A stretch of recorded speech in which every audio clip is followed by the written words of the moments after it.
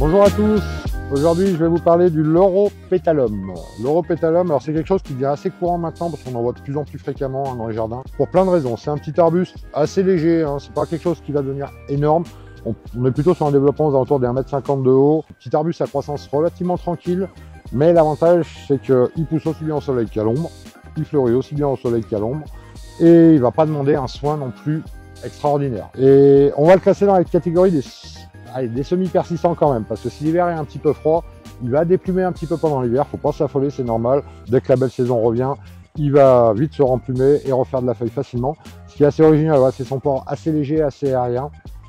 Petit feuillage pourpre, qui change un petit peu quand on met une petite touche comme ça au milieu de pas mal d'autres choses vertes, ça ressort quand même bien. Et la fleur qui est quand même très très originale. Voilà, on va être sur une floraison en fil. Voilà, c'est assez léger, c'est assez discret, mais par contre c'est tellement chargé que c'est assez visuel.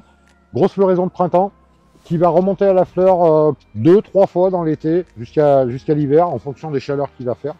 Voilà, petit arbuste assez simple et assez décoratif. Voilà pour celui-là, et j'en profite pour vous reparler d'une vidéo qui date un petit peu maintenant, mais ils sont en fleurs. Donc je vous reparle vite fait du Sophora microphylla, parce que maintenant c'est la période de floraison. Quand je vous disais à l'époque que ça faisait des grosses grappes de clochettes jaunes, je vous mentais pas, vous voyez, c'est quand même assez chargé pour un arbuste assez léger. C'est vraiment assez extraordinaire, quand même, fleurs assez grosses, assez soutenues. Je trouve ça bien plus visuel que du forsythia, mais c'est mon avis perso. Voilà, au moins vous voyez à quoi ça ressemble. Je vous dis à la prochaine.